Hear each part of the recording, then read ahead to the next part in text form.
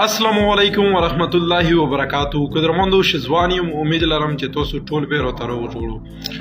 قدرمندو تاسو ته د معلومه وي چې ابل پورونز بوړې سب ډیویژن نه د پښتون تحفظ موومنټ سربراه منظور پښتون صاحب راغلی و چې دلته د امن د حوالې سره خبرې وکړې، جلسه یې وکړه. ټول باړه سب ډیویژن خلک پې ته راټول شوي. په دا کې د بوړې مشرانو قابل قدر مشرانو هغو پکې شریکات هم وکړو، ورسره یې تقریرونه پکې هم وکړل.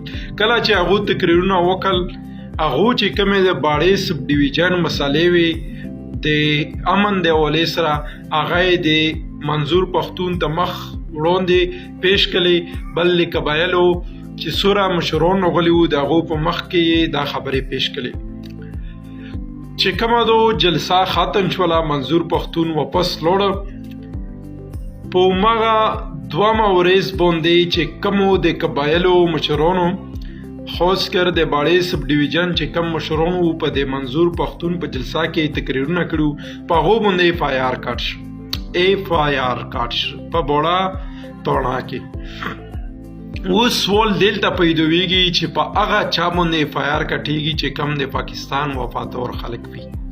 که ته وکسې کم جنگ ته تاریخ راوړوي او پښتنو پکې کردګیري نه وي، نو هغه به جنگ سره وینه، هغه به جنگ سره شوی نه وي. پاکستان کې ټولو نه زیاته قرباني چې کومه ده پاکستان کې پښتنو ورکړې ده.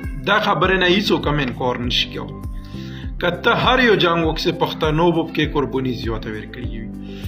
اوس ماغه پښتنو باندې چې کم د لاسوته کوله سختی تیره شوه، اوس هغه سختي اولی کې چې کم خلک قیدون شوي دي، ګیر شوي دي، پښتانه هغه حقوق غواړي، هغه حقوق باندې دوی ایف آی آر کټوي. او ایف آی آر د چا په خوله کټوي؟ د ډي پی او په خوله ایف آی آر نشي کټولی. دی په خپله یې باڼې توړې چې کم یې سیچو دی، په خپل ځوني قسم دی چې په دا خپېږي چې منظور پښتون د دغه ملګري په حق دی، خو ایف آی آر پې ځکه کټوي چې په ده باندې د بره اډر دی. په تو باندې چې د بره اډر دی، دا سرکوري نوکري څه دومره هټ پاورفول نه دی او دا ټوله رزق نه درکوي.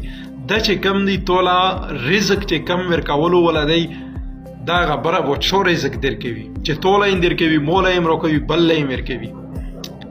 ته د خپلې تنخوا د بچېدلو دپاره په دغو قابل قدر مشرانو باندې ایف آی آر کوي. ډېر اظهار افسوس کوم په دغه ایف آی آر او واپس ته وخوسته شي. د ایف آی آر دا چې کم دي د پښتنو مشران دي چې په عرضو کې وي، ښاد او آباد او زنده باد.